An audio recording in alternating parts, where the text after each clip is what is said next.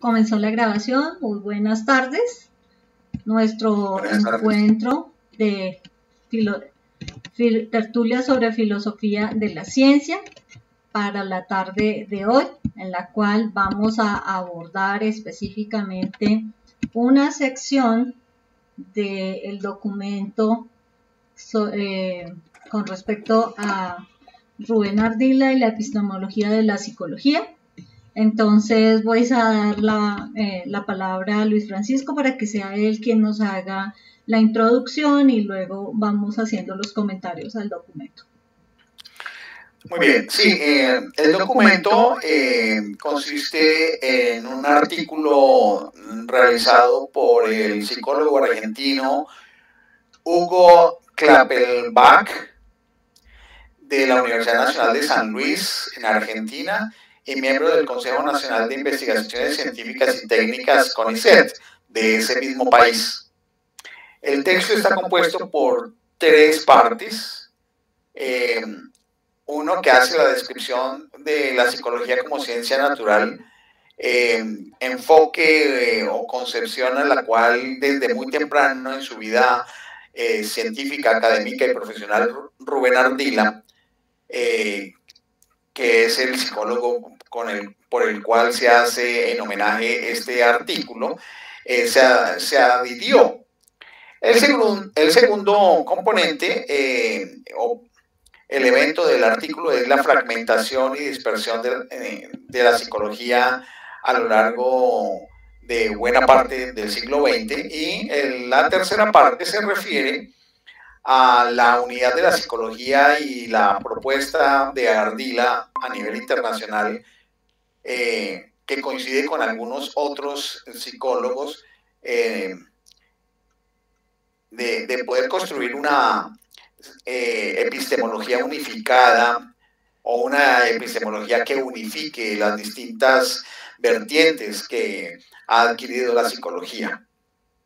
En la primera parte, como para poder entender toda la evolución, podemos decir que la psicología como ciencia natural se concibió desde los principios metafísicos de la ciencia de la naturaleza, una obra en la cual Kant intentó universalizar y generalizar un modelo científico ya existente y conocido, que se trataba de la física mecánica. En esa obra, que constituyó el programa kantiano para la psicología, de la biología a la cultura, el desarrollo del conocimiento científico, Kant distinguía dos tipos de ciencia: una relativa a los sentidos externos, denominada doctrina de los cuerpos, y la relativa a los sentidos internos.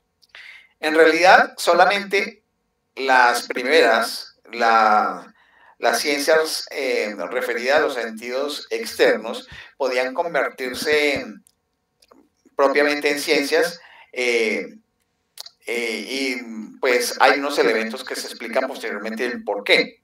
En ese sentido, cuando Kant afirmaba que la psicología no podía llegar a convertirse en ciencia, estaba confirmando que el alma, que se supone originalmente objeto de la psicología, hace parte del sentido interno, que tenía una sola dimensión y por lo tanto no le correspondían los procesos matemáticos que sí eran atribuibles a las ciencias que venían del sentido externo. Kant en realidad no hacía más que consolidar epistemológicamente lo que en el dualismo cartesiano ya estaba implícito.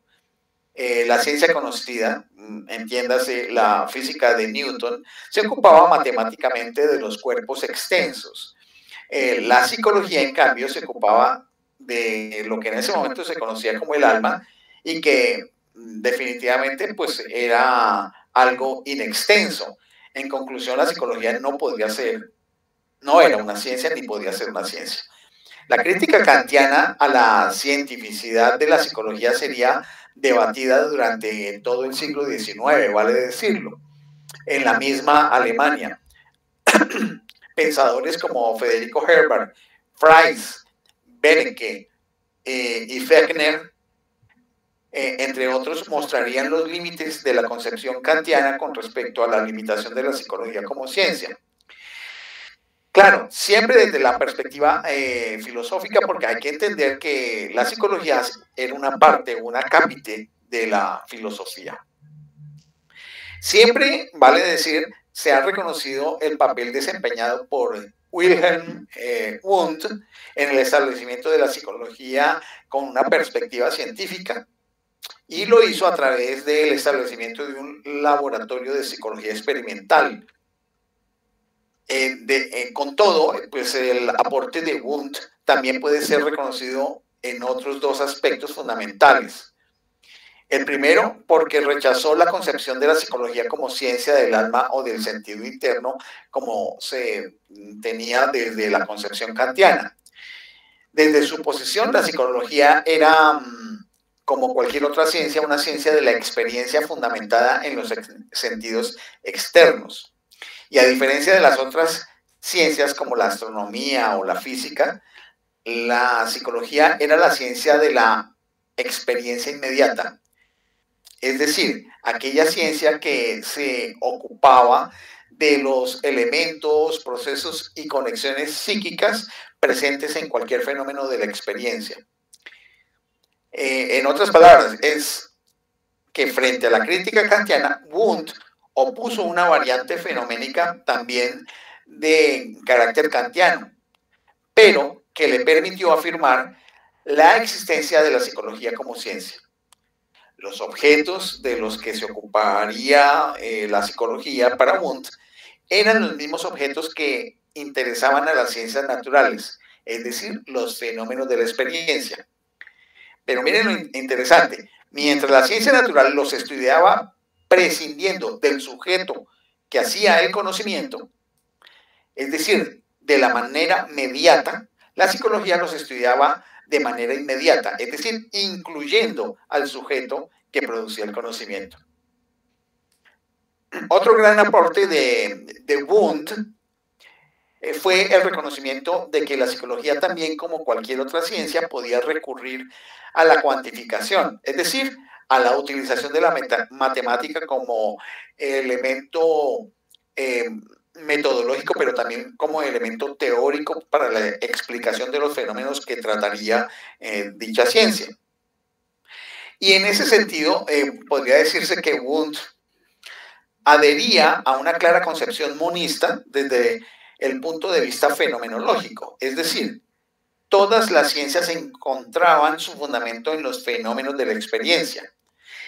De la misma manera, los fenómenos de la experiencia de conocimiento solamente podrían ser asequibles a través de los sentidos externos. Esto nuevamente como una crítica al planteamiento original de Kant. Otro componente del concepto de Wundt sería frente a su monismo fenomenológico, y resulta pues allí indudable que Wundt adhirió y promovió un dualismo metodológico para la psicología, que se sustentaba en la distinción entre dos métodos. Uno, la experimentación, y el otro, en la observación sistemática. Otro componente es que frente al monismo fenomenológico del cual se habló anteriormente, también opuso un dualismo epistemológico que dividía a la psicología en dos disciplinas bien distintas. De una parte, una psicología como ciencia natural, lo que se podría denominar una Naturwissenschaft, denominada en distintas etapas de su obra con el nombre de psicología experimental, psicología fisiológica o psicología individual. Y la otra, una psicología como ciencia del espíritu, como una Geisteswissenschaft. ¿Y por qué esto? Porque él es contemporáneo de ese debate en el cual estaban filósofos como Droysen y Dilthey, que querían darle una metodología a las ciencias del espíritu. Esta visión de ciencia del espíritu de la psicología también se denominaba psicología observacional o psicología de los pueblos, una especie de Worldkapspsychologie. Fueron esas ambigüedades y complejidades las que finalmente limitaron el desarrollo de la psicología wundtiana. De todas maneras, con el correr de los años, particularmente en los Estados Unidos, la concepción de Wundt de la psicología como ciencia de la experiencia inmediata sería identificada cada vez más como una ciencia de la conciencia y comenzaría a ser cuestionada, también a ser criticada. En realidad, la psicología entendida como el estudio de la conciencia unificaba a quienes lo miraban como una estructura y a los que lo miraban como una función, más allá de las conocidas diferencias entre lo que es la visión de orden, estructura, y lo que es operación o función. Es frecuente que se considere a Watson y el famoso manifiesto que hizo de 1913 como el punto de ruptura entre la tradición mentalista y subjetivista que era hegemónica en la psicología en la primera década del siglo XX. Sin embargo, las investigaciones historiográficas como las de Bosniak y Leahy han discutido la existencia de una revolución conductista y destacaban la lenta evolución que tuvo la psicología desde 1892 hasta 1912, donde el objeto de la psicología hizo una especie de traslado que fue desde el estudio de lo que era la conciencia hasta el estudio de lo que era la conducta. Si ustedes se dan cuenta, ese tránsito de lo que es el estudio de la conciencia al estudio de la conducta es un recorrido, es un trasegar que implica salir de unas visiones que pudieran ser muy teóricas, con componentes de supuesto metafísico en algún momento, para ir a una postura de realismo más radical, donde la observación del comportamiento humano sería más el objeto de la psicología. Como se dan cuenta, esos son los dos extremos entre los cuales habitualmente las distintas posiciones en psicología se han tenido. Bueno, no solamente en psicología, sino en muchas otras ciencias. De todas formas, con el conductismo, el análisis de la conducta maduraría una nueva concepción de la psicología que no solo enfatizaría un objeto nuevo de estudio, es decir, la conducta o el comportamiento, que sería el término más apropiado en castellano, y en ese sentido, pues Ardila hizo su aporte señalando que era preferible hablar de comportamiento como el término más apropiado, como el objeto de conocimiento, de investigación de la psicología.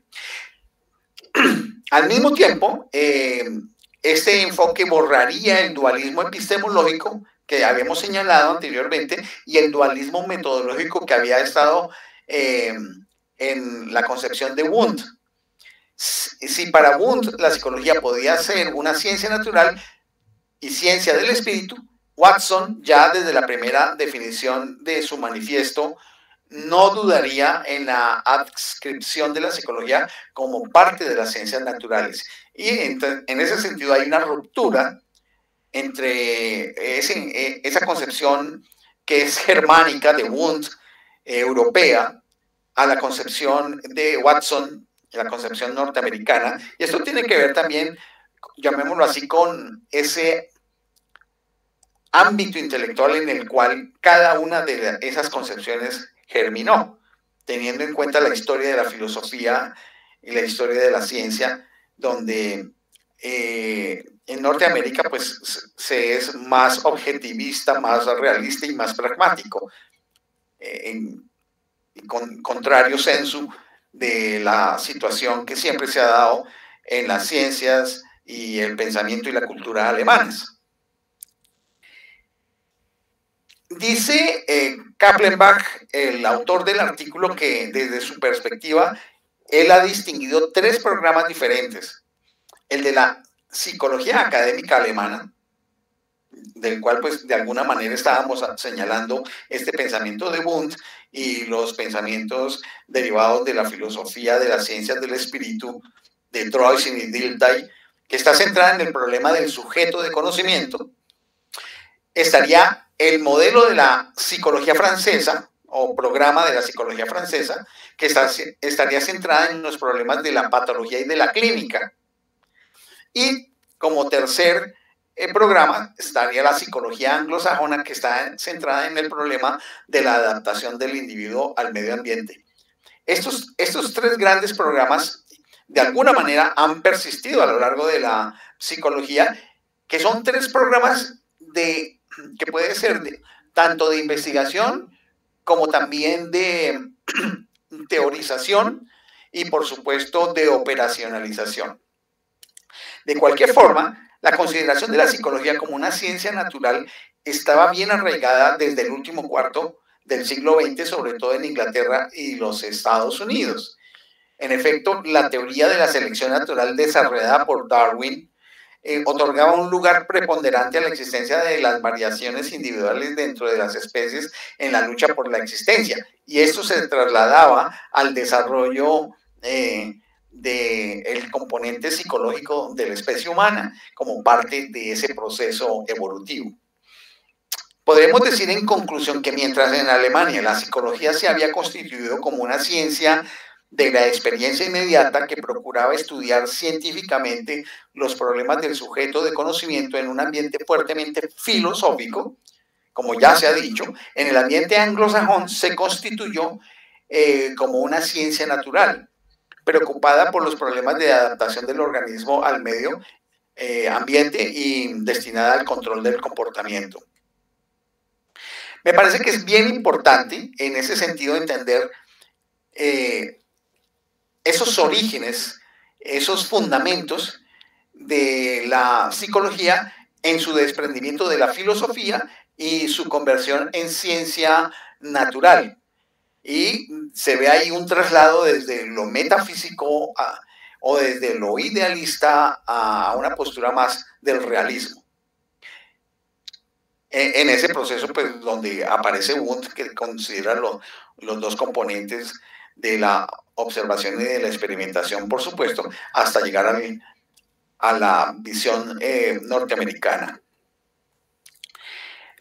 Viene otro componente del artículo, y terminando este componente, paro mi explicación para dar paso a los comentarios de las demás personas que estamos ahorita en la tertulia. Viene el proceso que se denomina la fragmentación de la psicología, y esto se relaciona pues con todo el proceso anterior que se da en el siglo XIX. Kaplenbach dice que Ardila distingue entre escuelas y sistemas de psicología.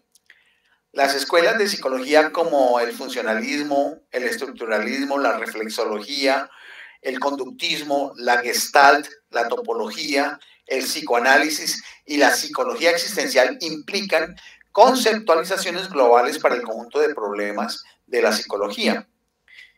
En tal sentido, se asemejan a los paradigmas propuestos por Thomas Kuhn, aun cuando Ardila discrepa de la noción clásica de paradigma planteada por Kuhn,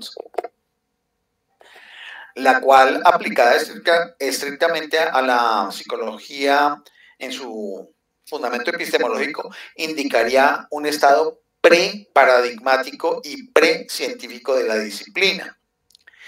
Esta observación de Ardila sería muy coincidente con la crítica de Margaret Masterman al planteamiento kuhniano sobre el paradigma, habida cuenta de la falta de precisión de ese concepto dentro de la obra de la estructura de las revoluciones científicas del historiador y filósofo norteamericano de la ciencia, Kuhn, porque encontró que había al menos 22 definiciones distintas alrededor de esta obra kuhniana y que era necesario precisar, cosa que posteriormente lo hizo Kuhn a través de un postscriptum del año 68 o 69, no recuerdo bien, y donde precisó ya el concepto no como paradigma, sino como matriz disciplinar. Esto ya lo hemos tratado en otras tertulias. Ahora vale bien decir que teniendo en cuenta estos aspectos del concepto paradigmático, debemos retroceder en el tiempo para mirar que esa fragmentación de la psicología comienza más o menos hacia la tercera década del siglo XX. Es decir, que alrededor de 1930 la cuestión de la fragmentación de la psicología era un asunto ampliamente debatido. Casi 30 años después la cuestión volvió a cobrar vigencia. Un investigador como Lee Cronbach, que fue un investigador de la conducta humana y de la conducta humana escolar inclusive, en su conferencia presidencial en la convención anual de la American Psychological Association, conocida habitualmente por nosotros como la APA, plantearía las diferencias entre dos grandes enfoques en la psicología. Uno, la psicología experimental, y dos, la psicología correlacional. Esta psicología correlacional se le nota un estricto componente estadístico, aunque él destacaba la necesidad de que ambas pudieran combinarse. Veía que era necesario que las dos tuvieran en cuenta. Entonces, la psicología basada en observaciones que se trataban estadísticamente, más la psicología de laboratorio, es decir, la psicología experimental. Tiempo después, Melvin Marx y William Helix reconocieron 6 grandes sistemas en la psicología contemporánea. Coincidían con Heidbreder en 5 de ellos. Identificaban estructuralismo, funcionalismo, conductismo, gestalt y psicoanálisis. Y quiero señalar que cuando estamos hablando aquí de estructuralismo en psicología, no es el mismo estructuralismo que hemos visto en tertulias anteriores relacionadas con la sociología o la filosofía de la ciencia.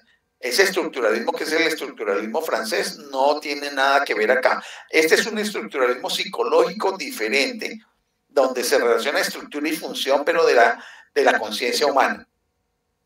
O sea que hay que distinguirlo del otro estructuralismo. Estos autores, Helix, Marx y Heidbreder, agregaban a ellos el asociacionismo y subsumían los modelos de William James Woodworth dentro de la escuela funcionalista. En un esfuerzo de una síntesis mayor, Carl Rogers establecía una distinción que se volvería habitual en la psicología estadounidense. Retomando a Maslow, Rogers destacaba 3 grandes tendencias en la psicología de los Estados Unidos: la conductista experimental, la psicoanalítica y la fenomenológica existencial.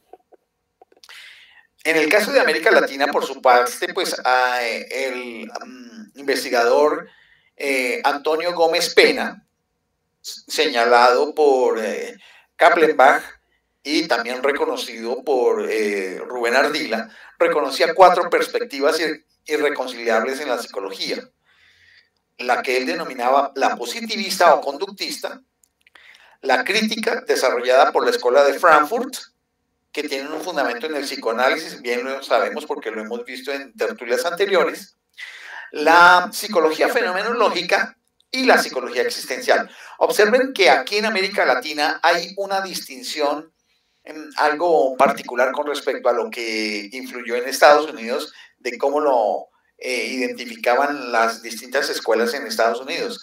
Aquí hubo un componente de influencia europea un poquito mayor de la que pudo haber en los Estados Unidos.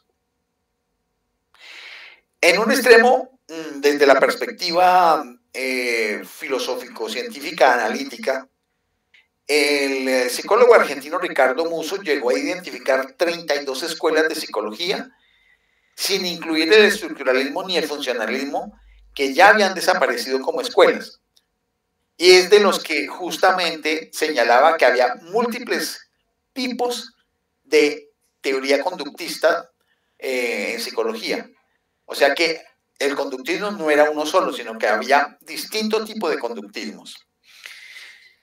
Aún sabiendo que esa clasificación no era exhaustiva, distinguía diferentes escuelas conductistas como el conductismo intencional de Tolman, el conductismo deductivo de Hull, el conductismo inductivo de Skinner, la psicología constitucional de Sheldon, la psicología concreta de Politzer, la idea ética de Hansch o la psicología estructural de Spranger. Por supuesto, había otros modelos que aquí no se mencionan, pero llegó a ubicar cerca de 32 variantes del conductismo. En síntesis, la fragmentación de la psicología fundamentada en esos autores anteriormente y le daba pie a la afirmación de Bullman para quien la psicología contemporánea no constituiría una disciplina única, sino una serie de sistemas científicos relativamente independientes que abordaban problemáticas diversas como seres humanos o animales o ideas pudieran existir,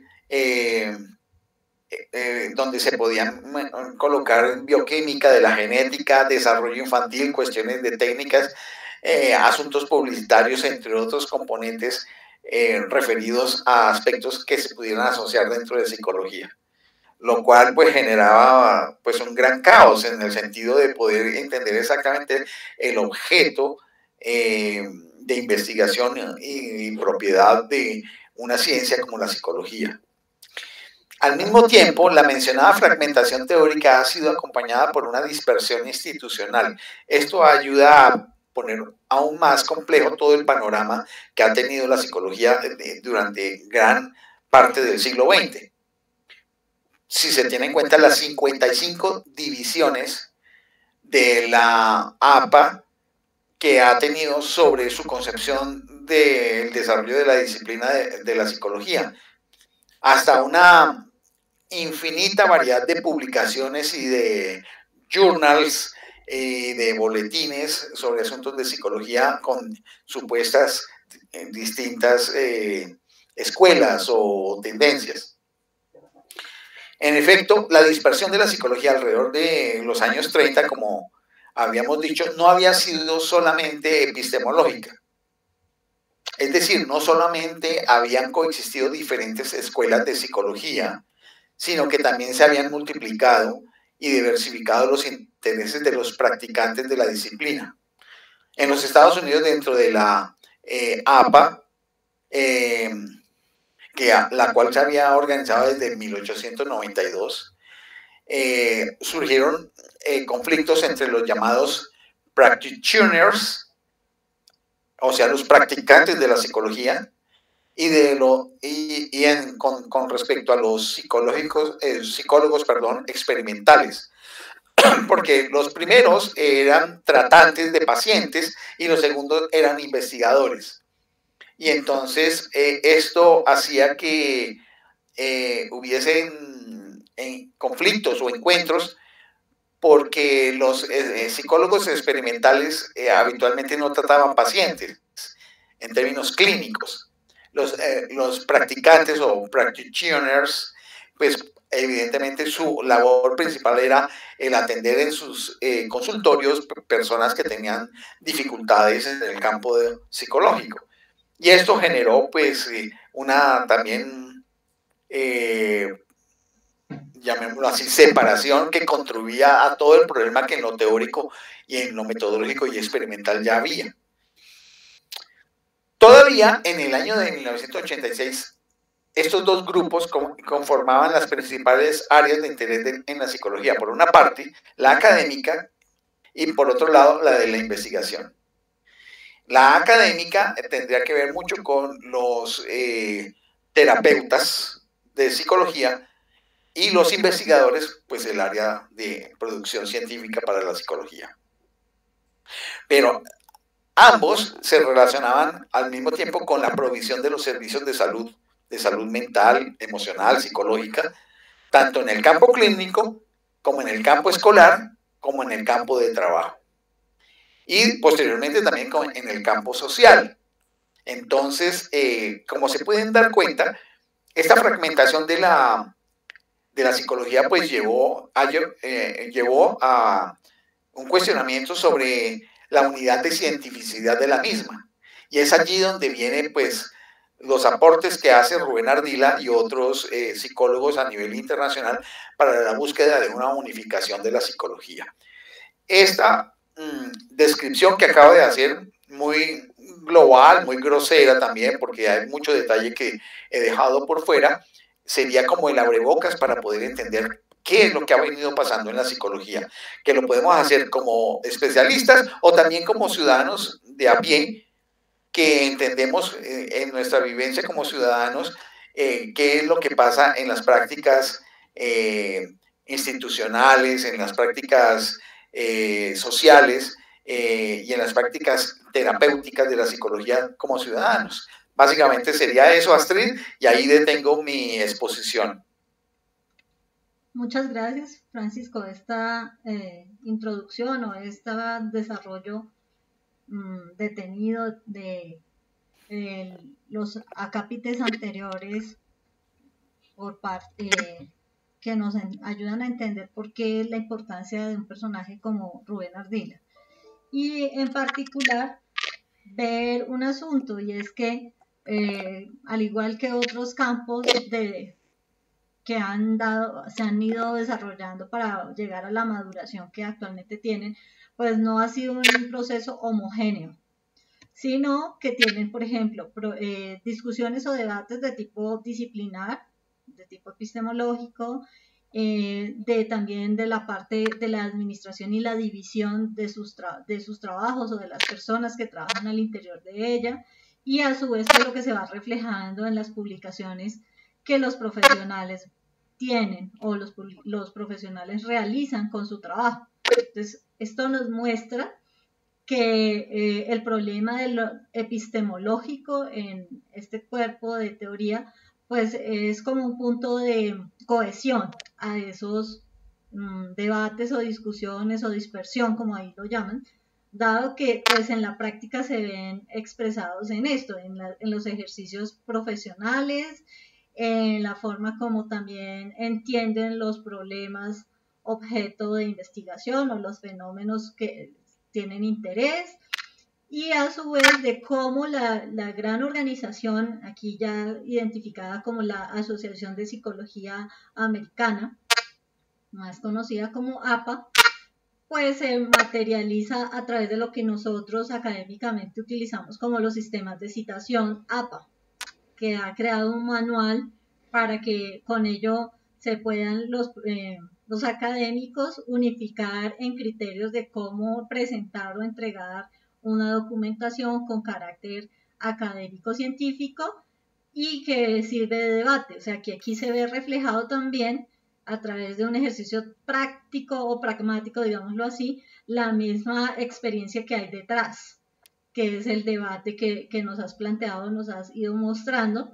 Y eso es muy interesante, sobre todo para los que trabajamos en todo este tema de la producción académica, para ver que los ejercicios no son homogéneos, sino que se busca una estandarización con el cual ponernos de acuerdo. El ejercicio de ponerse de acuerdo está muy relacionado pues con la búsqueda de un lenguaje que nos permita en el trabajo a todos tener como unos criterios comunes, más no definitivamente estandarizados o únicos o exclusivos. Lo que sí me parece de todo lo que estás diciendo y lo que nos vas expresando es cómo se ve todo este ejercicio a partir de lo que plantea Bourne o lo que ya vamos viendo con Ardila, que una institución como lo es la Asociación Americana de Psicología, que ha tratado de como consolidar a todos los profesionales, así como en otros campos o ramas que se han tratado de tener como una identidad que diga esto se pueden valorar o reconocer como los profesionales del campo, al interior de ella misma hay tanto debate. Y al interior de ella misma, como también esto se ha prestado para otras situaciones de conflicto que involucran hasta conflictos de interés político, para asumir que sobre el comportamiento o la conducta humana se pueden hacer controles, que fue en un momento dado lo que te demostró esa introducción que estás haciendo, porque si bien este estudio lo que buscaba era tratar de hacer una caracterización o descripción a través ya fuera de procesos estadísticos o de procesos de reconocimiento de características, también ha sido utilizado para establecer o demostrar que se puede condicionar el comportamiento humano. O hay esa intencionalidad en ciertos sectores de condicionarlo y a conductarlo, ya fuera o ya haya sido por el sistema educativo, los sistemas de gobierno, y eso se ve reflejado cuando uno también estudia un poco sobre esta organización de APA, donde en ciertas etapas de la historia, sobre todo después de la Segunda Guerra Mundial, este ha sido una herramienta muy sutil para justificar situaciones de explotación o de separación de los pueblos para que estén fuera de su territorio, o para con eso justificar y decirle al psicólogo o al profesional de la psicología que por su ética él también puede decidir a qué cosas no apoyar. Me parece que todo esto que has mostrado, pues de alguna manera nos va dando a conocer un problema que, siendo de base epistemológica, toca también hasta con otras fronteras del conocimiento científico. Pues es como para completar o para complementar, perdón, lo que has dicho en esta introducción. No sé si Armando tiene algún comentario.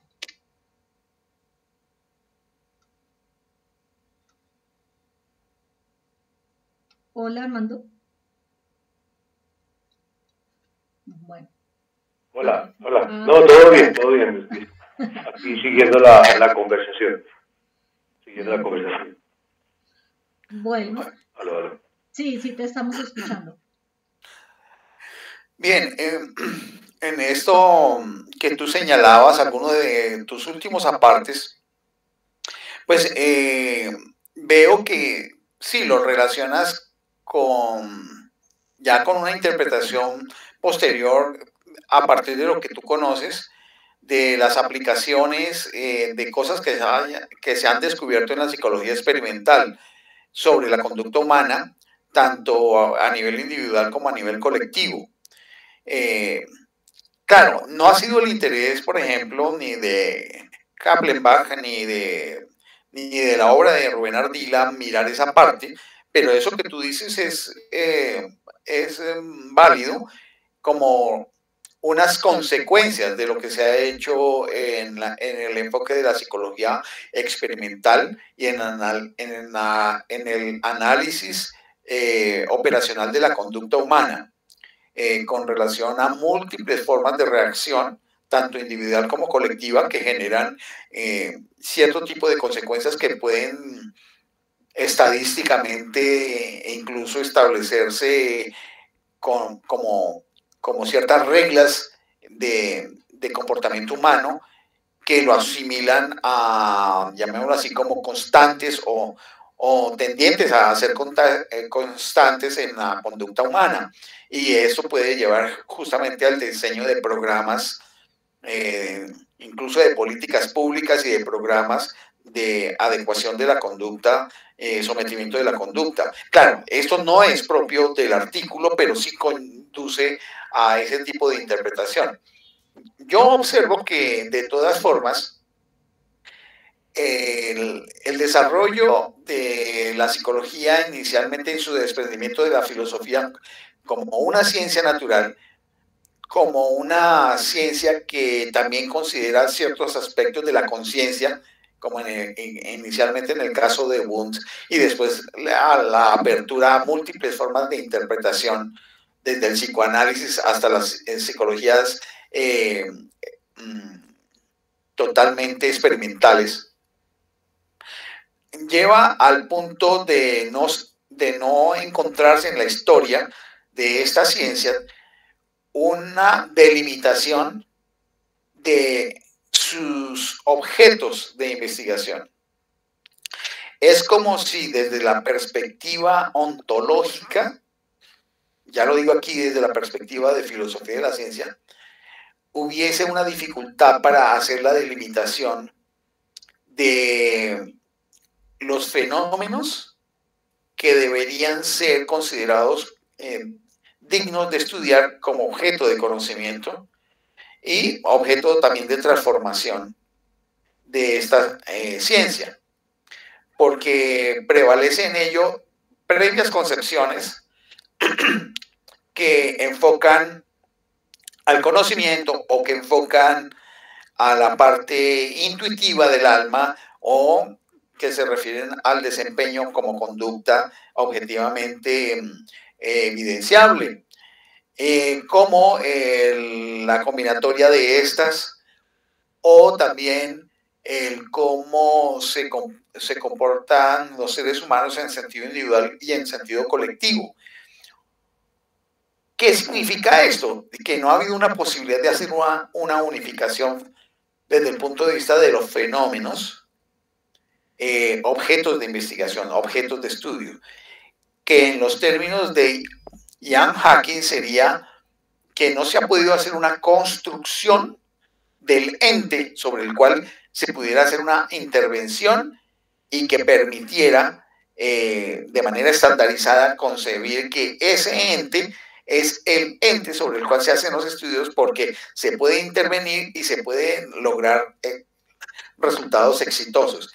Puede haber una parte que sería todos los que hacen el análisis de la conducta, tanto individual como colectiva, que pueden entender algunos resultados y que se pueden aplicar a través de medios masivos de comunicación, redes sociales, etc. Pero hay otras partes que no. Además está el otro componente, que es el componente terapéutico. Se puede hacer investigación para generar algo en la terapéutica, en la clínica de la psicología, y eso permite preguntarse si la psicología también deberá involucrar dentro de sus objetos de investigación las terapias, lo terapéutico. Y aquí se encuentra uno con una serie de problemas. ¿O es que lo terapéutico pudiera involucrarse como método de investigación al mismo tiempo y los resultados de lo terapéutico convertirlos en conocimientos como investigación básica? Yo creo que aquí hay una serie de problemas desde múltiples ángulos que han llevado a que no se pueda delimitar exactamente el objeto o conjunto de fenómenos que caracterizarían lo que sería la investigación psicológica y por ende poder tener una unidad epistemológica de filosofía de la ciencia que la caracterizara. Por supuesto, hay unas propuestas que son las que vendrán ahora, después que las hablaremos, que hace, por ejemplo, Rubén Ardila, donde hace unas combinatorias, una propuesta de combinatorias. Ahí me detengo. Pues precisamente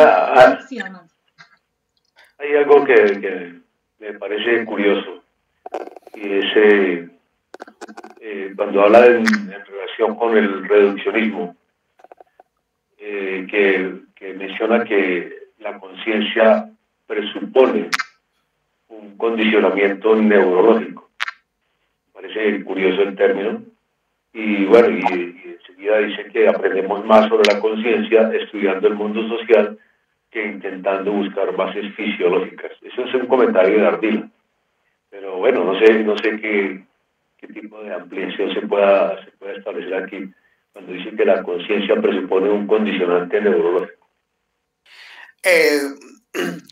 Está referido a los límites y posibilidades que en la neurofisiología se pudieran encontrar con respecto a su correlato de conciencia.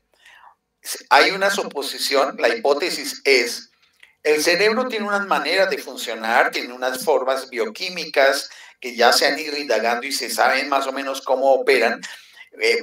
Esta forma bioquímica también tiene un componente de microelectrónica, llamémoslo así, de la transmisión de los flujos de electrones que a través de las sustancias bioquímicas que entrelazan las células y las redes neuronales, de las células de las neuronas y las redes neuronales, se encuentran como un correlato de lo que sucede en términos de la conciencia y que los sujetos pueden decir lo que está sucediendo en su conciencia y al mismo tiempo un registro de lo que experimentalmente se puede sacar en el laboratorio de lo que ocurre neurofisiológicamente.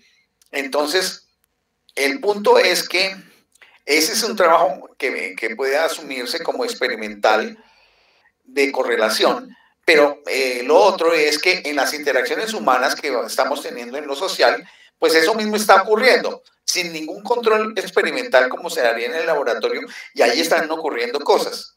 Entonces, me parece que los mecanismos de la conciencia pueden tener un componente de dinámica en la medida en que en la relación social pues hay unas interacciones, cosa que no se pudiera registrar por la complejidad del asunto en un trabajo de laboratorio. Es supremamente complejo, a menos que se hiciera un laboratorio extenso donde todo el mundo estuviera interactuando pero interconectado para ver sus propias reacciones. Es muy complejo, lo veo muy complejo, pero son formas de estudio que permiten caracterizar cómo es que opera la conciencia o funciona la conciencia en los seres humanos en una perspectiva social de una parte y en una perspectiva neurofisiológica de otra.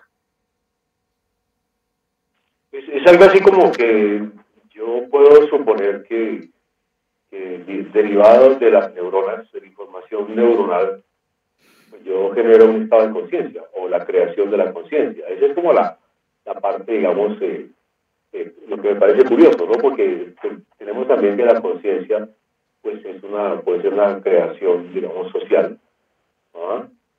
Pienso que es como uno de los aspectos. La conciencia es una creación, digamos, de la familia, la sociedad, etcétera, entonces que van generando una serie de estados de conciencia. Y la otra es pensar que derivado de las condiciones neuronales o nuestras informaciones neuronales que tenemos pues en nuestro cerebro, se derivan estados de conciencia. Entonces, pues no sé, es ahí donde, o sea, que la conciencia definitivamente no es una cuestión que aparezca de la nada en el mundo social, sino que definitivamente nuestras neuronas traen una información también pues derivado pues digamos, del desarrollo humano, del desarrollo del cerebro, etcétera, y traemos allí, digamos, como una serie de informaciones de conciencia que nos hacen hablar de la conciencia, precisamente.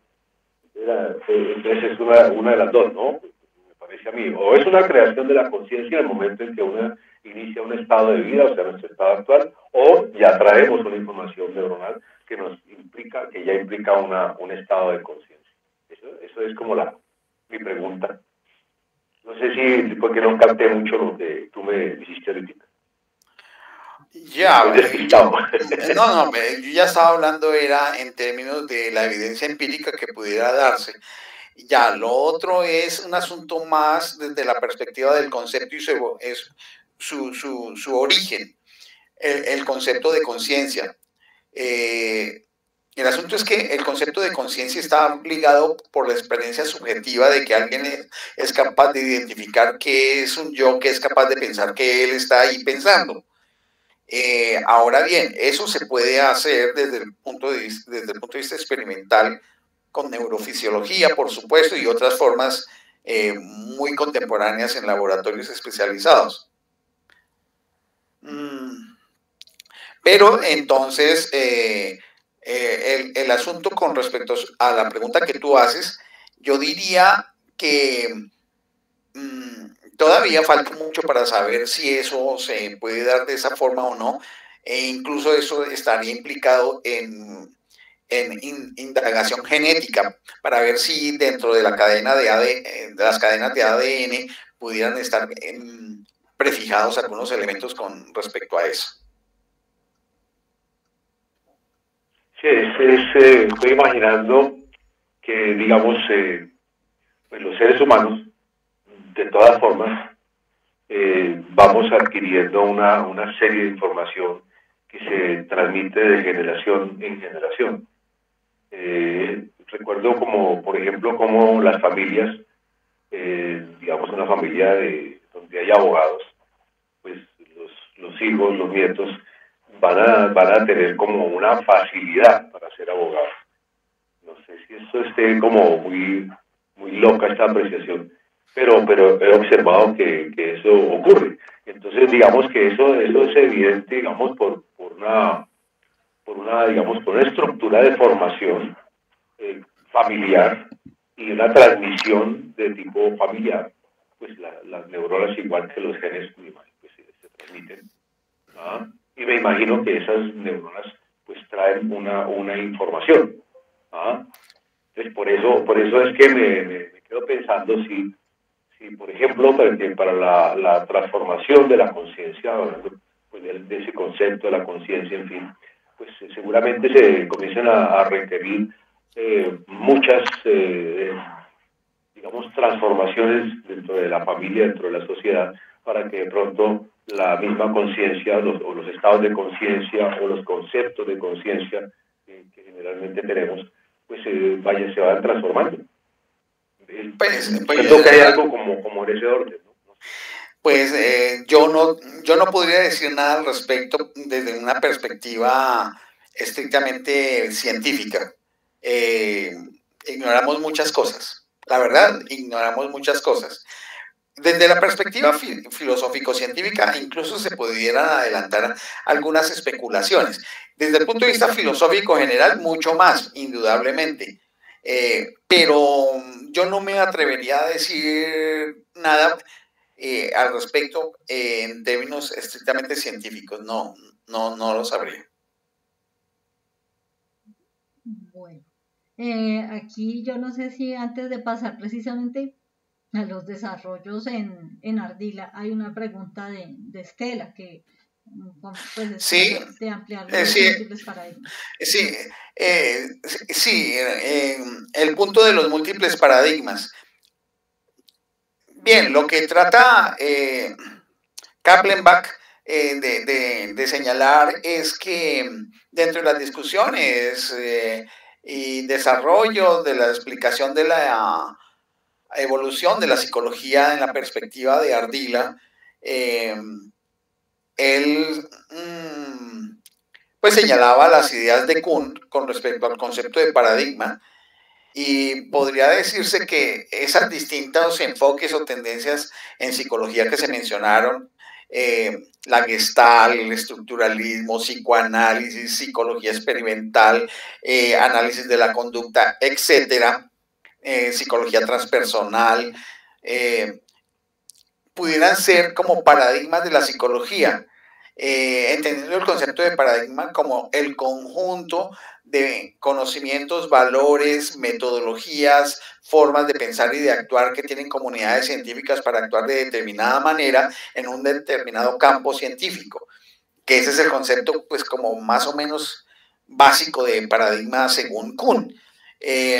Entonces, pues es evidente que si se asume de esta manera, podríamos decir que sí, efectivamente, en la dispersión, en ese periodo de fragmentación de la psicología durante el siglo XX, pues han existido múltiples paradigmas, pero es que esos múltiples paradigmas yo los asocio con esa fragmentación de los objetos de investigación que no se han podido unificar. ¿Por qué? Porque hay unos que están interesados en el aspecto clínico del tratamiento de pacientes, otros en el asunto del análisis experimental de la conducta, otros el examen de la conciencia, otros en el examen de la naturaleza cognitiva, otros del desarrollo cognitivo. O sea, son múltiples aspectos, otros en relación con todo el mundo de las emociones, que no le hemos tocado, que indudablemente hace parte del componente de los estudios en psicología y de la parte clínica en psicología. Esto implicaría esa existencia de múltiples paradigmas en el campo de la psicología a raíz de esa fragmentación de la cual se habla en el siglo XX, porque habrían grupos de psicólogos que tendrían un pensamiento afín para estudiar determinado tipo de fenómenos o caracterización de fenómenos y adjudicarlos a la psicología, pero quedarían faltos de otros elementos. Entonces, por eso se hace esa asociación de los múltiples paradigmas con la fragmentación de la psicología. Muy bien. Pues bueno, siguiendo ahora este ejercicio del texto, pues digamos, de lo que ya se ha dicho sobre esa falta de unidad en cuanto a el carácter disciplinar de la psicología, para algunos puede ser visto como algo negativo, pero en la perspectiva que, por ejemplo, plantea Joseph Brodsek, expresa que esa dispersión y esa falta de unidad también permite que hayan diferentes alcances, y uno de ellos, pues de los que ya estábamos mencionando, lo que se expresa en lo que representa la Asociación Americana de Psicología, y también de los objetos bajo observación como objetos epistémicos, los intereses que van mostrando los miembros que hacen parte de esta institución conocida más comúnmente como APA, y también en la coincidencia en que entre más se amplían esta fragmentación, o sea, más procesos de llamado así progreso, pues también ha generado con ello pues la conformación de criterios de tipo disciplinar que han llevado a lo que se conoce también como la psicología multicultural.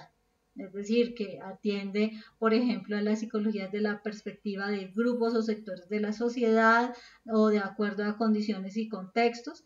Y esto pues está centrado en el reconocimiento de que la psicología también atiende o lleva a procesos de lo que se ha conocido como psicologías autóctonas o indígenas, a una democratización de la psicología a partir de la etnopsicología o diferentes visiones del mundo a partir de la pertenencia a grupos étnicos minoritarios.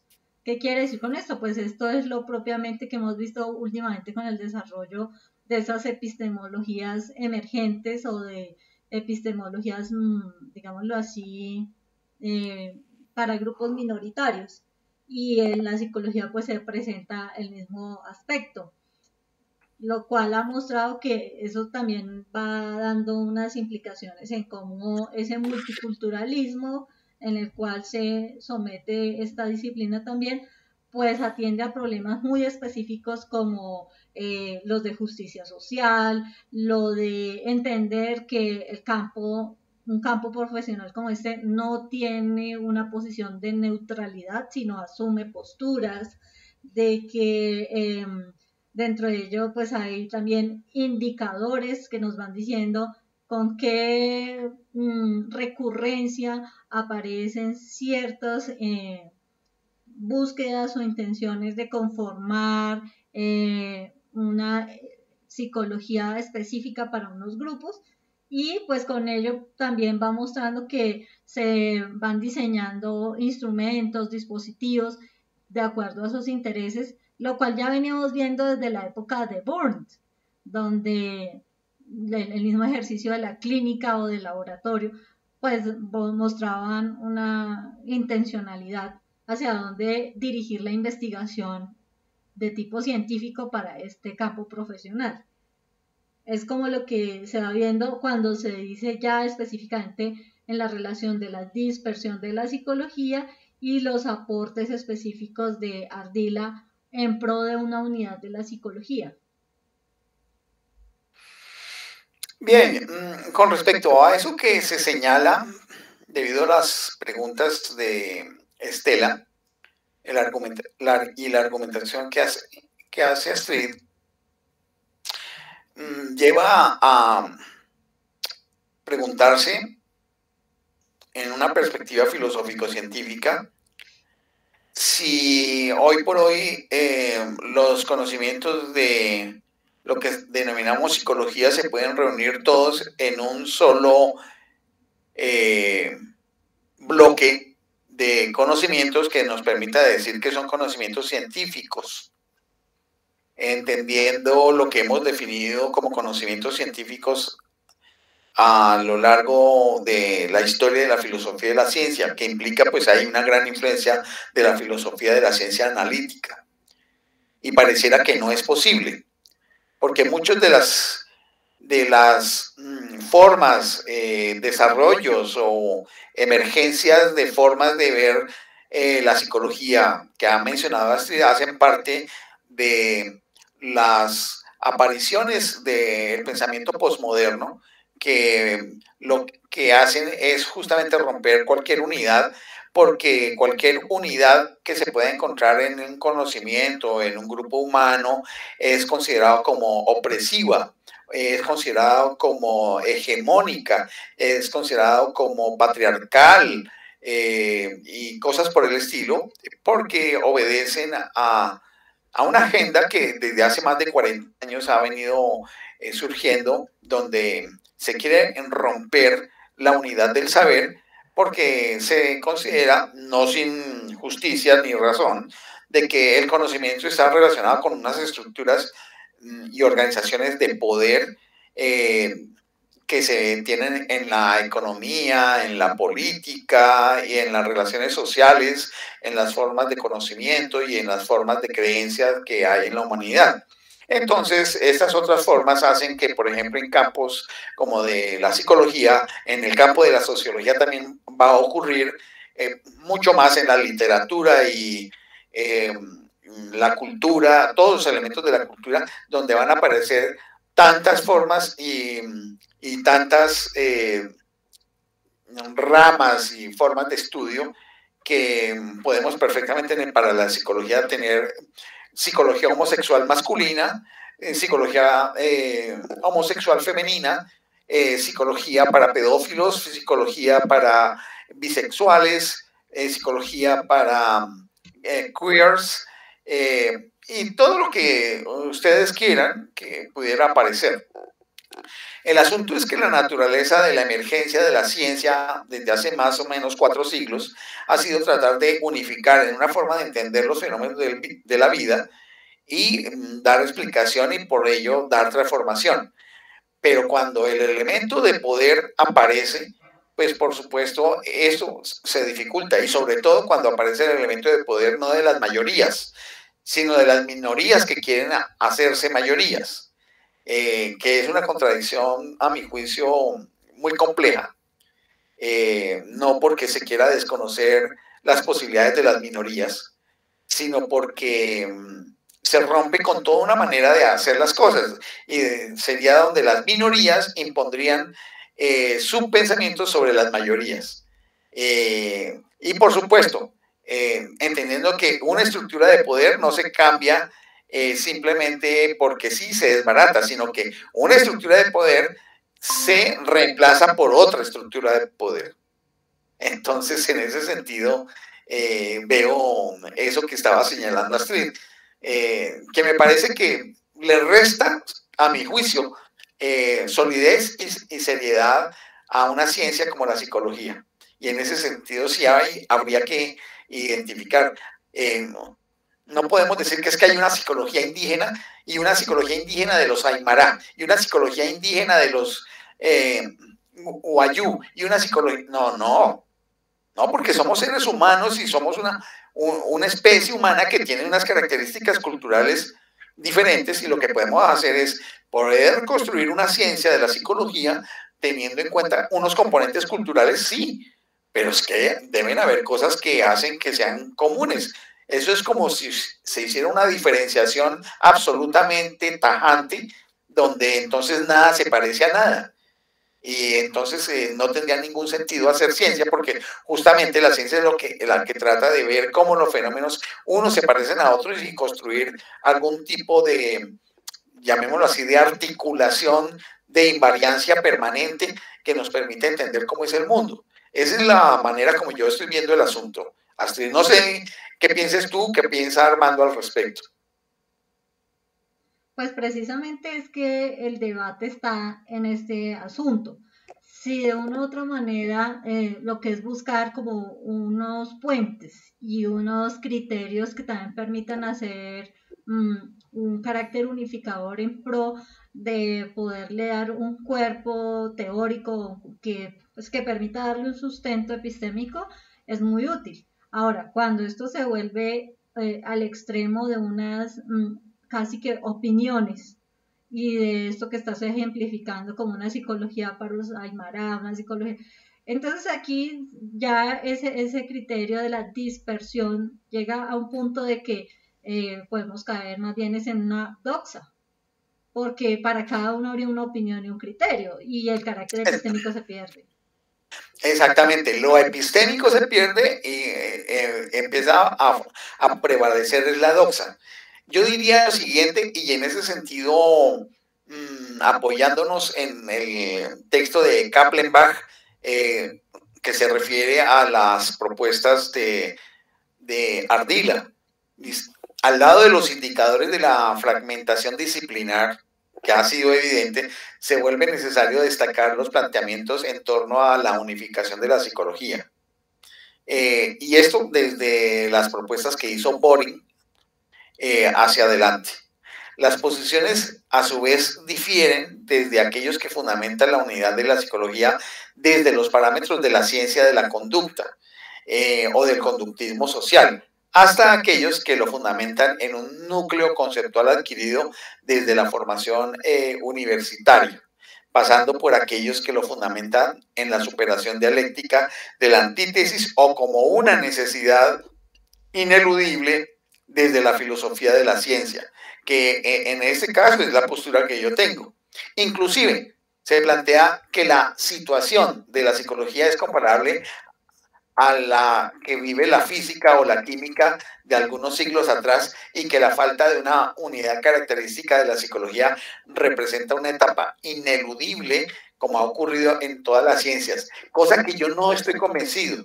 Creo que la psicología tiene unas características que son muy distintas y muy particulares con respecto a lo que ha sucedido con la física o la química, la matemática o cualquier otra ciencia.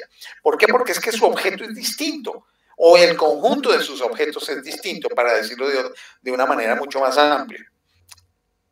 En una dirección coincidente, Hans Eysenck retoma lo planteado por Cronbach, que ya lo habíamos señalado anteriormente, diciendo que existen numerosas evidencias acerca de la necesaria unificación de los abordajes correlacionales y los abordajes experimentales, como lo decía Cronbach, particularmente en el campo de la inteligencia y de la personalidad. Pero por supuesto, eso no queda agotado allí todo el problema del objeto de la psicología.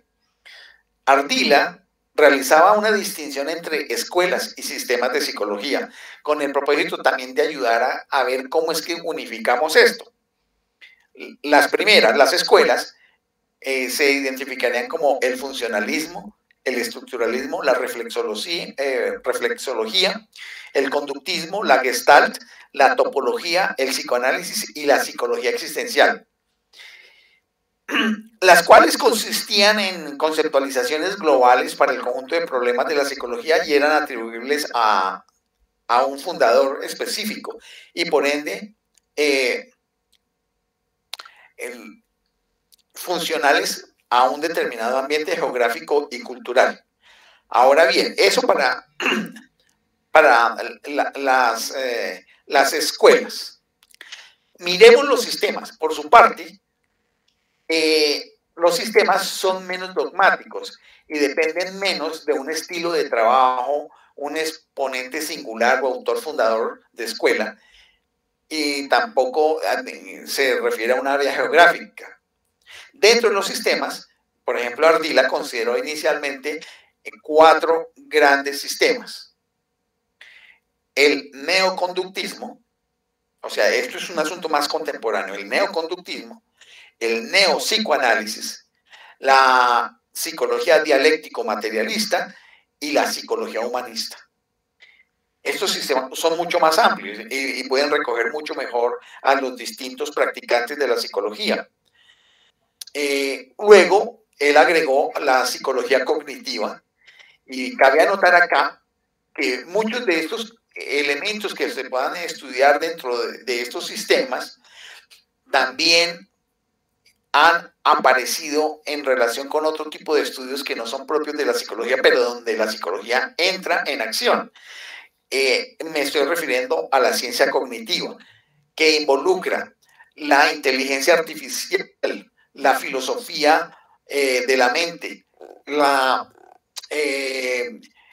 la propia psicología, los sistemas de ciencias, de las ciencias neuronales, o sea, neurociencias. Y allí entran en contacto. Pero es otro campo que se relaciona con este, que estamos hablando de la psicología como ciencia.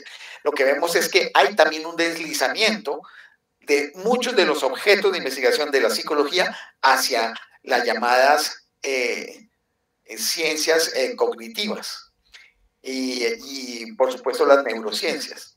Lo interesante es que mientras las escuelas que tienen un fundador y tienen un dogmatismo de conceptos, constituyen fenómenos del pasado, los sistemas psicológicos coexisten con avances concretos y específicos en las distintas áreas del conocimiento psicológico, resultado de las investigaciones y de la actualización permanente. Este es otro de los aportes que hace Ardila. Con todo, pues Ardila propone una etapa mayor de integración, la síntesis experimental del comportamiento, el cual, aún basado en el análisis experimental del comportamiento clásico, incorpora el estudio de procesos cognitivos, la conciencia y aún el inconsciente, cuyo aportante fue pues el psicoanálisis. El denominado regreso de la conciencia a la psicología irá seguido de un regreso del inconsciente, no a la manera freudiana, determinante de muchas acciones humanas, sino en la forma de disposiciones para comportarnos de determinada manera y que se tengan en cuenta en todos los procesos de psicología experimental. La propuesta de una epistemología de la psicología de manera integrada estaría compuesta por 6 elementos que no sé si de una vez los planteo o dejo que ustedes comenten ahorita. Ustedes mirarán. Bueno, pero habría una propuesta de 6 componentes. Sí, y esos 6 componentes pues tienen que ver con lo que Ardila toma desde el carácter experimental del comportamiento. Entonces, el primero... Pero claro está que no solamente eso, ¿no? Tal como yo le había dicho, tiene otros elementos también que ahí intervienen. Sigue, por favor.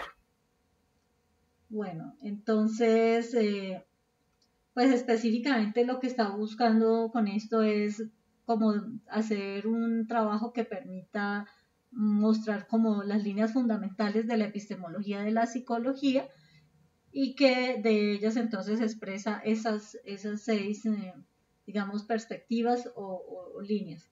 La primera, pues, dice que ante todo está instituido la necesidad de una epistemología de la psicología.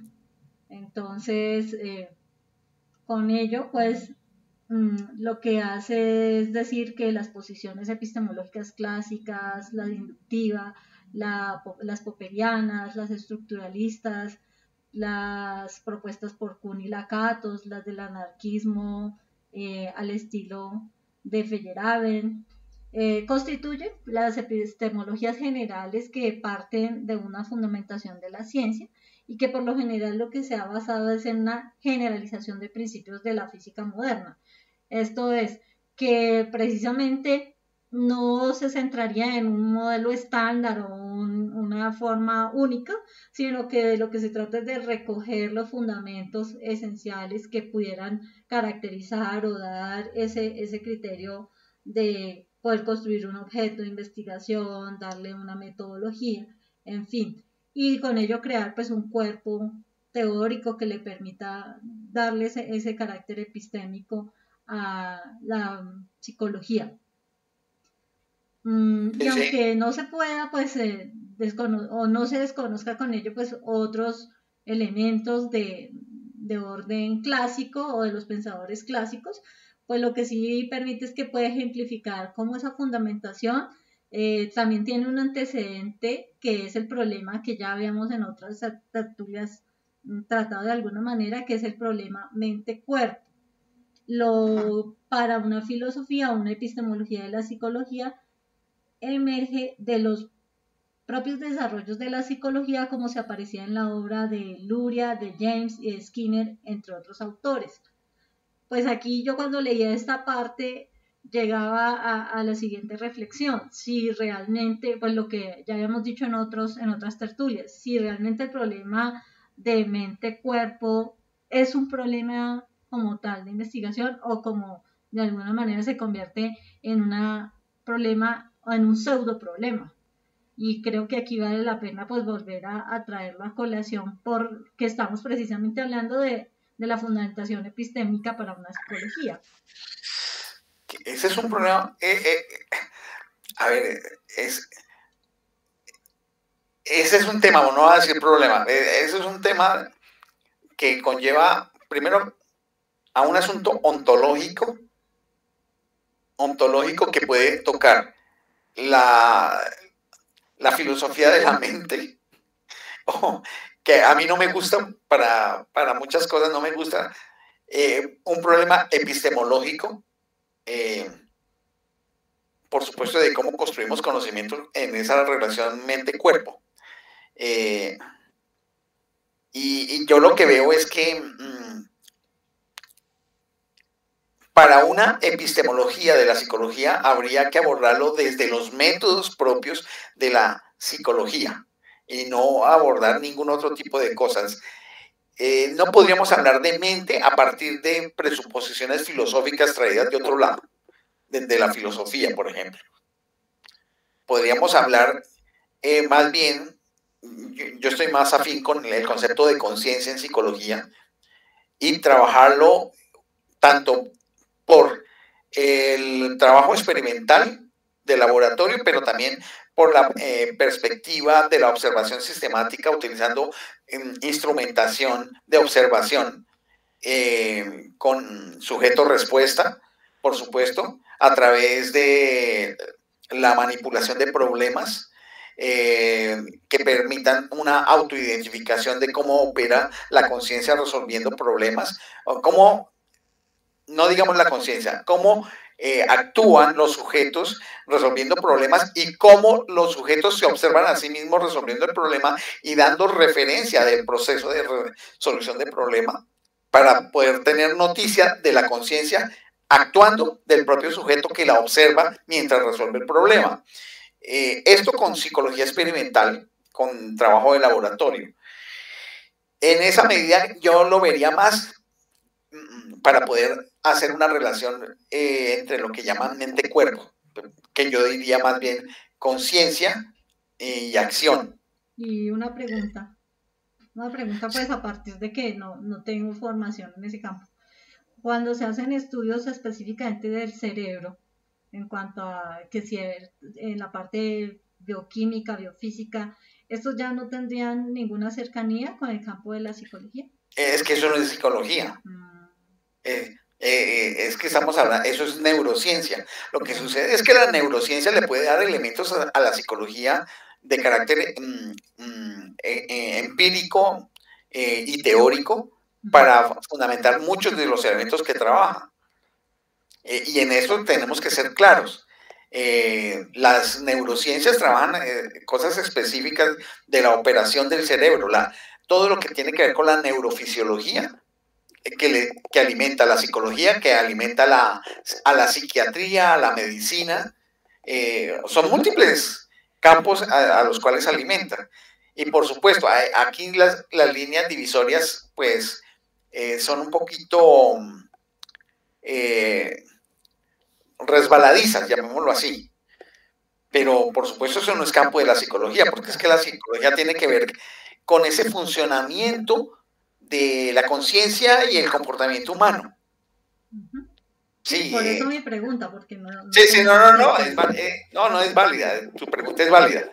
Tomemos el segundo elemento que plantea... Pero ahí en ese mismo ítem hay otro criterio sobre el cual también en un momento hemos referido, y es el problema de la causalidad. Entonces a mí me da la impresión, bueno, de que esta sección, este primer elemento que estaba centrado en lo epistémico, aquí hay como dos situaciones, el problema mente-cuerpo y el problema de la causalidad, pensado en la visión clásica que venía trayendo lo que se conoció como las ciencias de la naturaleza, porque es que recordemos que el autor como tal está tratando de mostrar, o él viene con un antecedente, una formación o de tratar de ver la psicología en una perspectiva de las ciencias, las ciencias naturales. Entonces, si trata aquí el tema de la causalidad, y claro, trae elementos de formales como la lógica, la física y también otros desarrollos que son afines. ¿Cómo bueno, como para plantear la discusión o como para ponerlo en contexto a este tema, el tema de la causalidad? Yo veo lo siguiente así, teniendo en cuenta que nos quedan media hora para tratar los otros 5 temas. El asunto de la causalidad es un asunto que viene en todas las benditas ciencias, que es esa, llamémoslo así, tradición aristotélica que se le quiere meter a las ciencias, pero que hoy, viendo los asuntos en términos de sistemas, en las formas sistémicas, en las formas de sistemas dinámicos, la causalidad se queda diluida porque entendemos que hay unas maneras de ver los fenómenos donde hay unas interacciones mutuas y donde las cosas no es que ocurren con un antecedente y luego un consecuente. Así de burdo ya no es la manera más óptima para ver los problemas, sino que hay los hechos, las circunstancias, los fenómenos se pueden entender en la medida en que hay muchos elementos actores que se interactúan entre sí y que en esa conjunción permiten obtener unos resultados o unas salidas o unos desencadenamientos que son de determinada naturaleza y que ya no es un asunto de un antecedente y un consecuente simples, sino que es una dinámica de interacciones de equilibrio y desequilibrio. Entonces yo creo que en ese sentido Kaplenbach ahí se queda corto, de pronto Ardila también, si es el caso. Aunque de Ardila es comprensible, entiendo yo, porque estamos hablando de un personaje que en sus desarrollos acá, históricos, pues son ya atrás, no sé. Sí, pero yo eso lo dejaría ahí, pues mi planteamiento ahí, yo lo dejo ahí quieto. Yo quisiera pasar al segundo, la segunda propuesta, donde dice que es oportuno destacar el lugar de la epistemología de la psicología en el marco de la epistemología de la psicología en general para los últimos años. En esa dirección, una parte importante de la crítica epistemológica en psicología se ha centrado en las aplicaciones de los principios del positivismo. Hablamos del positivismo lógico, del operacionalismo, por ejemplo, el de Brickman, en el fisicalismo, en el reduccionismo en términos analíticos, e inclusive con la concepción del método científico ese que tiene 14 pasos, tanto por el hecho de que hay una hegemonía experimental y una hegemonía cuantitativa. Y en ese sentido, para dejar de lado los abordajes narrativos que son los que permiten que se meta todo tipo de cosas allí que tienen una ausencia de rigor, o el campo de la dialéctica entre la historia y la ciencia. Se puede decir en este caso que en síntesis las críticas han destacado las limitaciones de una manera única de entender el conocimiento psicológico en lugar de reconocer la variedad y la riqueza del repertorio conceptual que puede tener la psicología. Ha sido bastante frecuente el cuestionamiento a la modalidad privilegiada para el estilo de las comunicaciones científicas sobre las cuales pues la psicología tiene una experiencia grande porque son ya más de 100 años haciendo publicaciones. Y en ese sentido, pues, hay unos cuestionamientos al operacionalismo y al reduccionismo. Pero yo lo que vería en esta segunda propuesta es que el hecho de hacer análisis experimental sigue siendo fundamental. Por supuesto, la observación sistemática tendrá que ser necesaria combinada con el análisis experimental, que la psicología no puede ser un estudio simplemente de sujetos individuales, sino que hay que mirarla también en sus contextos de relación, porque los seres humanos no construyen sus maneras de concebir el mundo o de actuar en el mundo de manera aislada, en una situación de laboratorio, sino también en una dinámica de interacciones y de relaciones unos con otros. En ese sentido, componentes del operacionalismo tendrían que tenerse en cuenta y de enfoques de tipo pragmático para ver por qué los seres humanos actúan de una manera o de otra con el propósito de develar intencionalidades en las interacciones psicológicas. Yo diría eso con respecto a ese segundo. Yo no sé así cómo quisieras complementar sobre ese segundo componente. Pues lo que yo veo es que como también es una postura crítica frente a tomar uno de los extremos, más en lo que el autor nos está proponiendo es cómo hacer una integración, de tal manera que con ello pues ni se caiga en las posiciones de la fisiología o de las moléculas o estos temas desde un extremo y tomar el otro extremo de la conciencia, sino que los dos tienen que ver como con esa oportunidad de la integración, que es lo que vamos viendo en el desarrollo que plantean. Correcto. Pues en el tercer lugar, las críticas que se han hecho a esa fragmentación de la psicología no impiden adherir al método experimental, tal como dijimos ya anteriormente. Al igual que Cronbach, Rubén Ardila también ha reconocido la existencia del método correlacional, que es el método estadístico, y junto con él, pues el método experimental. Además de ello, reserva un lugar para la observación no controlada, los estudios de campo y los experimentos de campo, que estos experimentos de campo pues no tienen el nivel de control del laboratorio, pero sí tienen la posibilidad de poder examinar los desempeños sistemáticos de múltiples observadores con unos instrumentos de registro muy precisos y con unas definiciones operacionales exactas, de tal manera que todos quienes observan y registran tengan la claridad de qué es lo que están registrando con respecto al experimento de campo. Ardila reconoce las ventajas del método experimental y afirma que este método ha llegado a aplicarse a estudios sobre motivación, psicología social y también de la personalidad. También se ha trabajado el estudio experimental del pensamiento, entendido como el estudio experimental del comportamiento en la solución de problemas, cosa que ya tratamos hace un rato, que constituye una de las ramas más novedosas de la psicología.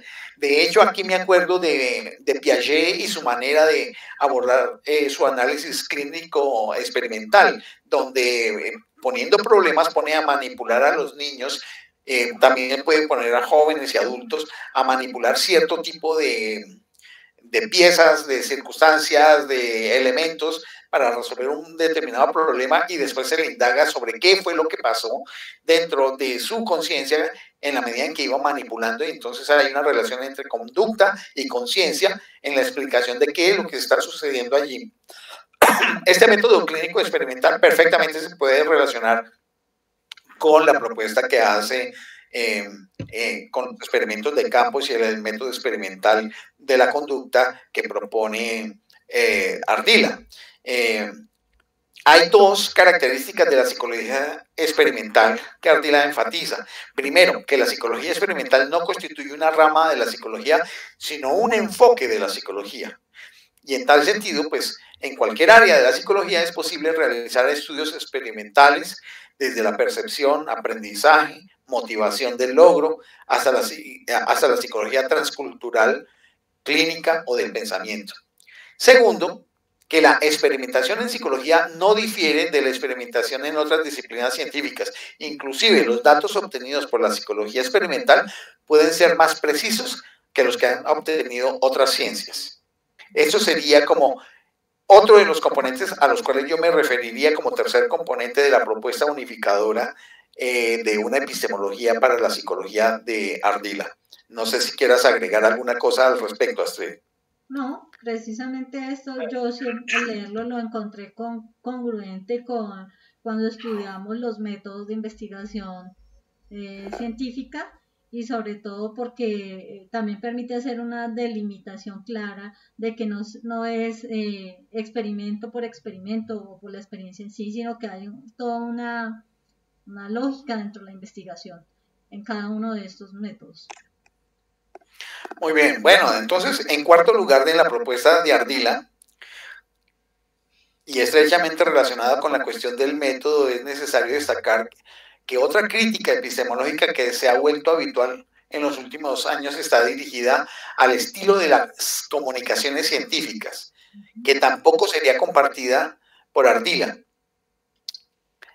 Al contrario, Ardila fue uno de los primeros en promover en América Latina un estilo de comunicación científica que resultaba coherente con el énfasis en el método experimental. En efecto, paralelamente al establecimiento de la revista latinoamericana de psicología, Ardila había fundamentado la necesidad de preparar informes científicos de acuerdo con el formato que hemos conocido y que sigue funcionando en muchas disciplinas científicas, incluidas las ciencias humanas y sociales, que tiene que ver con una introducción, la explicación de un método, la explicación de los resultados y la discusión de los resultados, que es un formato que es conocido en inglés como IMRAD, que había sido incorporado en el manual de estilo de la APA para los artículos empíricos. Y de hecho, muchas de las ciencias humanas, incluso algunas ciencias naturales, utilizan esta metodología. ¿Y por qué se mete esto acá dentro del asunto epistemológico como propuesta? Porque es que es necesario que en la comunicación científica haya una unificación en las maneras de presentar los resultados de los estudios y que evidentemente se puede identificar en la introducción la ubicación del problema que se quiere atender.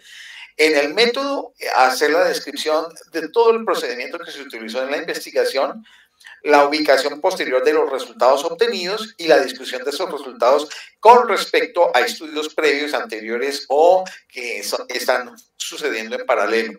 Y eso sí se me hace totalmente coherente con la naturaleza de un trabajo científico, que no solamente serviría para el campo de la psicología, es para todas las áreas científicas. No sé si quieras agregar algo sobre este cuarto componente. Pues precisamente por eso al comienzo estaba enfatizando en la Asociación de Psicología Americana, porque de allí se establecen esos estándares con los que trabajamos, aunque sabemos que no es el único, y aquí también el autor trata de mencionar que hay otros que también tendrían una cierta validez, como el de la norma ISO, para la presentación de informes científicos y técnicos, que también pueden ser utilizados como guías para elaborar, para que dentro de las instituciones de otras ciencias, como el de la información, de la documentación y la de bibliotecología, como ISI. Yo me acuerdo de la de ISI porque fue la que usamos para mi trabajo de pregrado. Sí, claro. Claro, tienes toda la razón. Indudablemente esto a nivel mundial todavía no está unificado para todas las ciencias. Por ejemplo, encontramos la IEEE, que es utilizada en las áreas de ingeniería. Tenemos la Vancouver, que se utiliza para las áreas de las ciencias de la salud. Todas las áreas de ciencias de la salud utilizan esa metodología Vancouver. Y, por ejemplo, tenemos las LMS, si no estoy mal, que es para el campo de las ciencias humanas. Pero en Europa hay otras. Por ejemplo, en mi caso, cuando he tenido que hacer publicaciones en revistas europeas, no me admiten APA, me ponen otro tipo de nomenclatura que debo acercarme a ella y hacerlo. En eso todavía las distintas áreas científicas no están de acuerdo. Estamos en ese sentido todavía muy pobres. Pero me parece que la propuesta de este punto cuarto que hace Ardila, por lo menos para este primer campo de la psicología, es importante, y creo que en ese sentido el campo educativo ha ido a la saga de lo que ha propuesto la psicología para su propia notación científica, y me parece que ha sido saludable y es válido. En quinto lugar, Ardila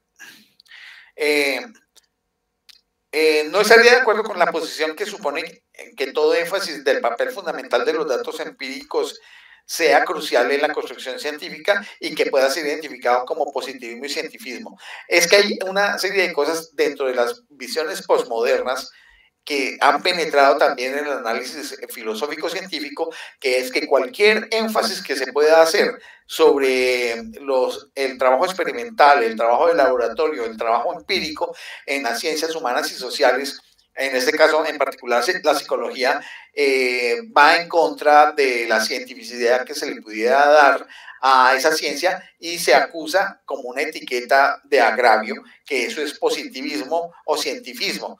Y esto hace parte de lo que hemos en otras oportunidades hablado de la guerra de las ciencias, y es cómo aquellos que defienden las humanidades en una perspectiva amplia y relajada ven con malos ojos el rigor que tiene el trabajo de laboratorio, el trabajo experimental de campo y los registros basados en modelos matemáticos.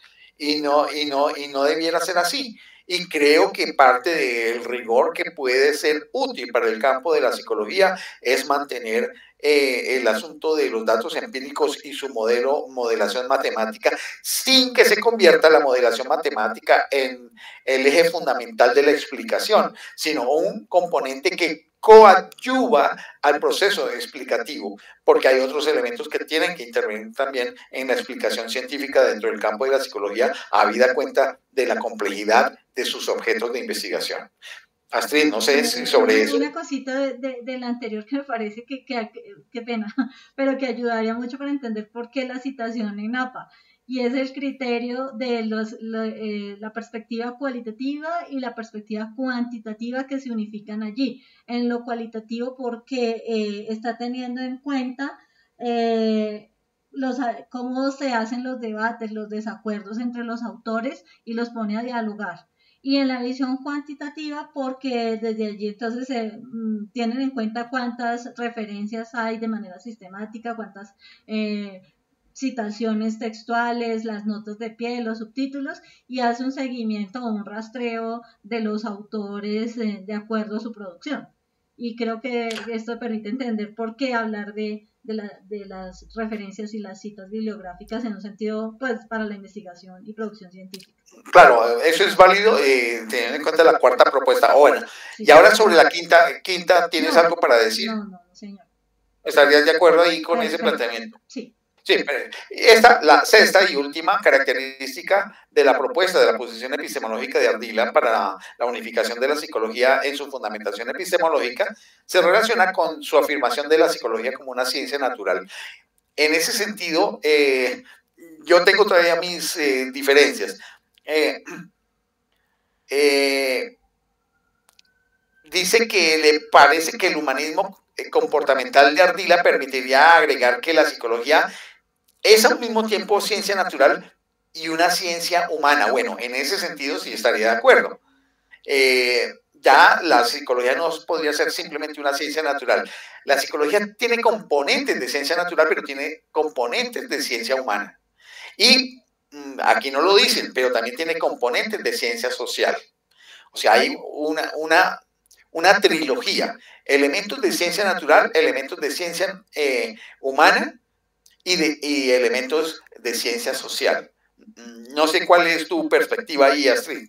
Sí, porque precisamente, o también puede ser la visión que está presentando el autor, como si el carácter del espíritu humano se pudiera integrar de una vez ahí a lo social como si fuera una sola, pero siendo más específicos, sí lo que estás diciendo.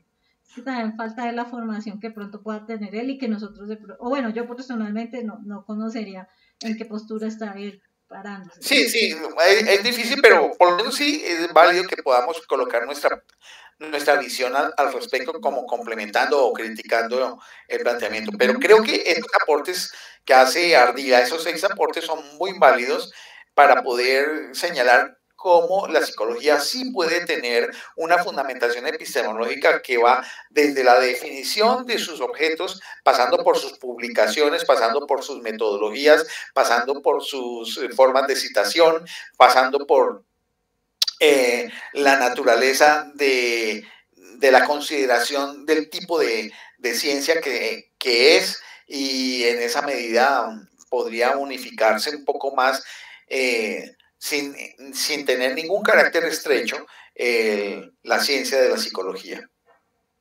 Y en sí, en la última interpretación o planteamiento, pues es tratar de romper con el monismo reduccionista a partir de un monismo ontológico y un monismo y uno de carácter fenomenológico, lo ontológico y lo fenomenológico como un ejercicio dialéctico que permita superar al reduccionismo. Sí, es válido. Y eso pues genera una mayor amplitud. Ahora, yo lo que veo es que aquí no consideró la visión sistémica. Por ejemplo, hay unos autores como Ken Wilber, que es un autor que mira el asunto de manera sistémica, diría casi que cósmica, donde los elementos que tiene Ardila pues son considerados, pero hay otros elementos, incluso en las psicologías transpersonales, que tocan con ciertos aspectos incluso místicos, porque los asuntos místicos son fenómenos que ocurren. Creamos o no creamos en la existencia de lo supraterreno, los fenómenos místicos ocurren. Incluso se han hecho estudios experimentales sobre estados místicos y neurofisiología del cerebro. Entonces, en ese sentido, pues ahí creo que se queda corto Kaplenbach por un lado y Ardila por el otro, teniendo en cuenta, por ejemplo, los aportes de Ken Wilber, que es un psicólogo y filósofo norteamericano que mira los asuntos de manera sistémica. También estarían las visiones de los sistemas complejos y caóticos que tienen que ver con unas terapias en psicología de tipo sistémico. No están considerados acá. Esos serían otros componentes también como para involucrar ahí, Astrid. Sí. Sí, sin descartar eso, pues también yo he mirado, es como la biografía de él y su camino pues ha sido más sobre una psicología pues en la perspectiva que nos da la lectura y pues es de entender que pues una persona no se especializa o no profundiza siempre en todos los ámbitos, aunque tratemos de hacerlo. Se nos escapa también por la formación o de dónde venimos. Por supuesto, no, estoy totalmente de acuerdo contigo, sino que para los propósitos del video y de nuestra comunicación con la comunidad que pueda ver el video, pues decir que existen esas otras posibilidades, las propuestas que hizo Watzlawick, ¿sí? Las propuestas de Carl Rogers en relación con la terapia centrada en el cliente, todos los desarrollos de la psicología transpersonal y las visiones de tipo sistémico complejo de Ken Wilber en relación con la dinámica de la conciencia humana que vincula incluso con los estados místicos y cósmicos.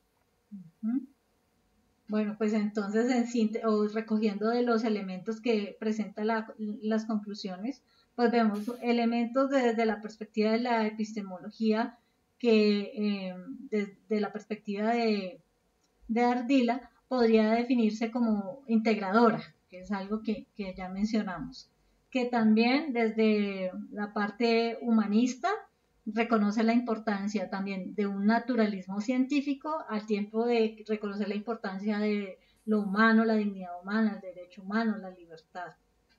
En la perspectiva de lo que tiene que ver con una epistemología que no solo se trata de un cuerpo de conocimientos, sino también que incluyen el comportamiento, las acciones humanas y un conjunto de conocimientos destinados a el bienestar de los seres humanos.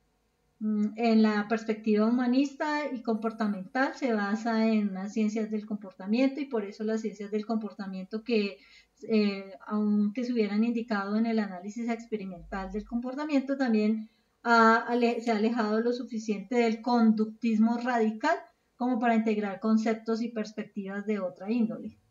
Y finalmente, pues de él emerge en Ardila la visión del positivismo y del conductismo, pero al mismo tiempo supera proponiendo un proyecto científico despejado del dogmatismo y que alcanza un humanismo comportamental, una síntesis de muchas de las antítesis que han poblado la historia del pensamiento psicológico, es decir, tiene una gran amplitud de pensamiento las posturas previstas aquí.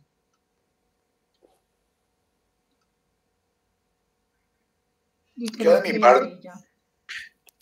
Yo de mi parte no tendría más que agregar, creo que por lo menos ese es un panorama básico de lo que podrían ser las bases de una perspectiva de filosofía de la ciencia, de la psicología o epistemología de la psicología, por supuesto, a manera de brochazo limpio, que permita que quienes vean el video puedan explorar mucho más acerca de esto en las múltiples plataformas de publicación, de documentación, de libros que existen en la web sobre el campo de la psicología. Muy bien, entonces voy a detener la grabación. Muchas gracias. Podamos